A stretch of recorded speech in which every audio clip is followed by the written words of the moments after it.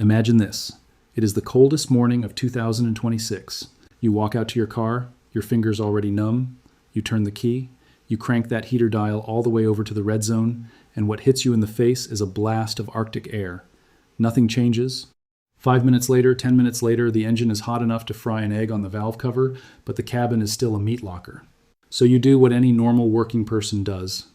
You drive that frozen tin can to your local dealership, you walk into the service department, and a guy in a clean polo shirt with a clipboard looks at you with that fake sympathetic face.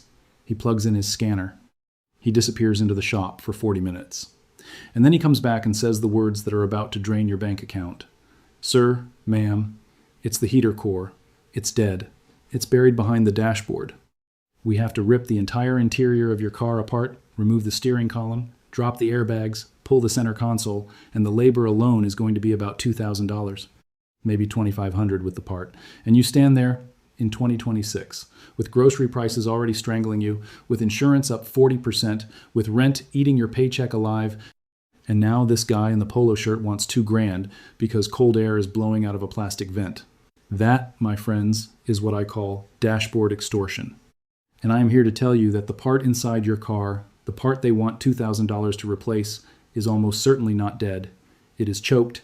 It is clogged. It is suffocated by coolant, sludge, and calcium scale, and a master Japanese mechanic with a $5 garden hose adapter from any hardware store can fix it in 15 minutes without ever touching your dashboard. Not the steering wheel, not the airbags, not the console, nothing. Now look. The dealerships making billions off ripping apart your interior want you to believe the heater core is some sacred, impossible, surgical operation that only a certified technician with $800 diagnostic equipment can perform. It isn't. It is basic plumbing. It is fluid dynamics that engineers figured out before the year 1900. But as always, I am sharing this with you for educational and historical observation purposes only. You are a smart adult. You make your own decisions about your own vehicle. Now let me show you the engineering they are praying you never learn about. Let's talk about what a heater core actually is, because once you understand this, the whole scam falls apart in your hands. Your heater core is not some exotic alien technology. It is a tiny radiator.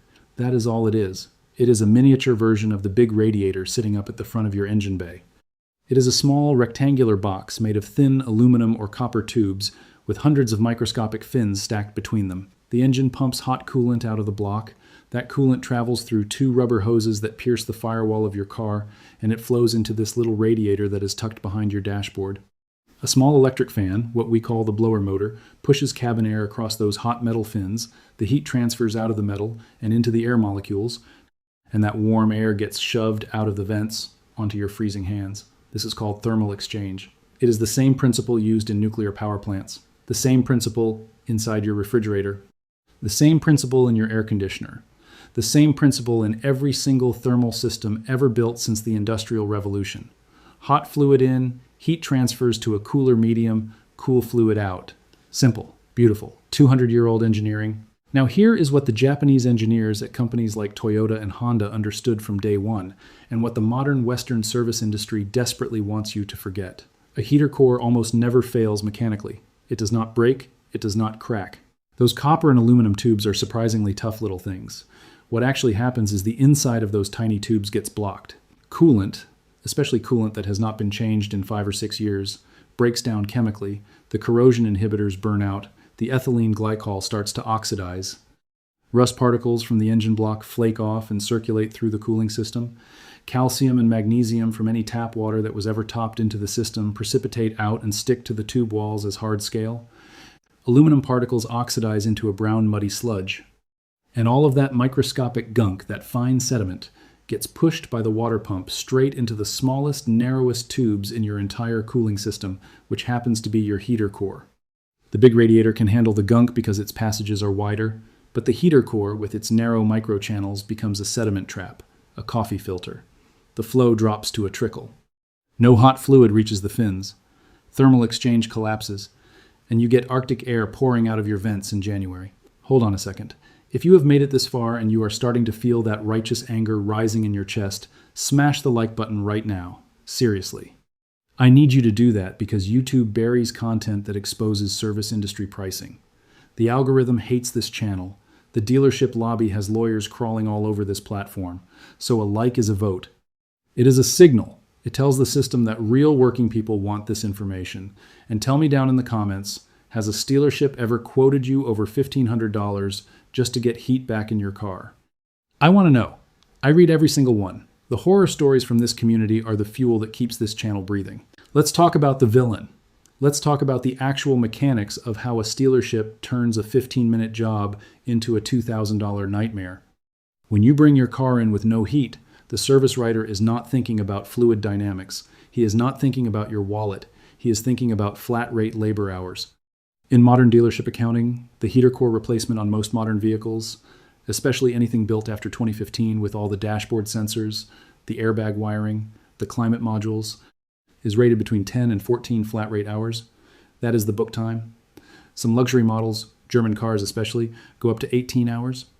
So at a labor rate of $180 to $220 per hour, which is what dealerships are charging in 2026 with this crushing inflation, you are looking at 12 hours times $200, which comes out to $2,400 in pure labor before they even crack open the box for the part itself. The actual heater core part, the physical piece of metal, costs the dealership somewhere between $40 and $120 from the manufacturer. They mark it up 300%, 400%, so you end up paying $2,500, and 90% of that money is for a guy to spend a day and a half unbolting your dashboard, unplugging 27 electrical connectors, disarming the airbag system, draining the air conditioning, dropping the steering column, and then putting it all back together with new clips. They will tell you it is delicate work. They will tell you only their technicians can do it. And mathematically, that is the entire business model.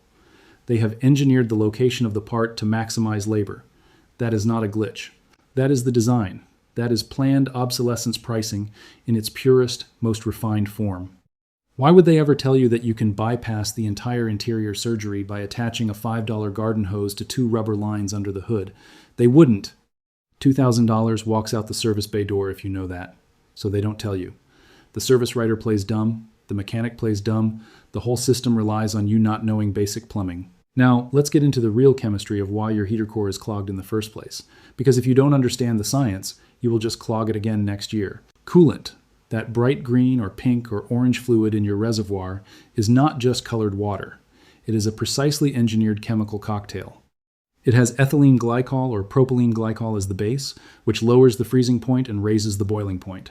It has silicates or organic acid corrosion inhibitors, which create a microscopic protective film on every metal surface inside your engine. It has anti-foaming agents. It has pH buffers. The whole formula has a service life. Most manufacturers rate it for 60,000 miles or 5 years, whichever comes first. But here is the dirty secret. Once those corrosion inhibitors are depleted, the chemistry of the coolant flips. It becomes mildly acidic. It starts to actively attack the metal it was designed to protect. The aluminum in the engine block begins to oxidize, releasing fine particles into the flow. The copper in the heater core begins to corrode. The iron components release rust flakes. All of that microscopic debris circulates with every turn of the water pump. At the same time, any hard tap water that was ever added to the system, every drop from a gas station jug, deposits calcium carbonate scale onto the hottest surfaces. Heat accelerates scale formation, just like the white crust that builds up inside the kettle on your kitchen counter. And where is the hottest, narrowest part of your entire cooling system? The heater core. So, sediment accumulates, scale builds up, the microchannels narrow from the inside out, flow drops below the threshold needed for proper thermal exchange, and your cabin freezes. It is not a mystery. It is not a sudden failure. It is neglect chemistry, happening in slow motion over years, exactly as the engineers predicted. So, how do you actually fix this without touching the dashboard? Here is the procedure that Japanese independent mechanics have been doing for over 40 years. First, you let the engine cool down completely. This is critical. Hot coolant under pressure can burn you very badly. Walk away for 2 hours minimum. Then you pop the hood. You look at the firewall, which is the metal wall separating the engine bay from the cabin. You will see 2 rubber hoses, usually about 3/4 of an inch thick, going into the firewall, close together, typically near the passenger side on most cars. Those are your heater core inlet and outlet hoses. You take a pair of pliers, you slide the spring clamps back on both hoses, and you gently twist and pull them off the metal nipples sticking out of the firewall. Some coolant will dribble out. Have a drain pan ready.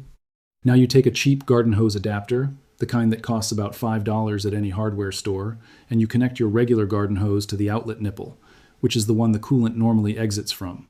You turn the water on at a low, gentle pressure. You are now pushing fresh, clean water backwards through the heater core, the opposite direction of normal flow. That reverse flow is the magic. It dislodges the sediment dam that has built up against the entry side of the tubes. Within seconds, you will see brown, rusty, muddy water pouring out the other nipple onto the ground. Keep flushing until the water runs perfectly clear. Add a $3 bottle of radiator flush chemical for stubborn blockages. Reconnect the hoses. Refill the cooling system with the correct coolant mixture. Bleed the air out properly. Done. 15 minutes. Heat is back. $2,000 saved. Listen to me carefully before you go. The dealership lobby is real. The pricing model depends entirely on you being scared and ignorant. Every single time you choose to learn instead of pay, you take money out of a system that has been gouging working people for 3 straight decades. So please, subscribe and hit the notification bell before this channel gets buried by the next algorithm update. Share this video with anyone whose car is freezing right now. Knowledge is the only thing they cannot charge you for. At least not yet. Stay warm out there. Stay skeptical. And the next time someone tries to charge you $2,000 to fix something a garden hose can solve, you walk out of that service bay, and you remember exactly what they tried to do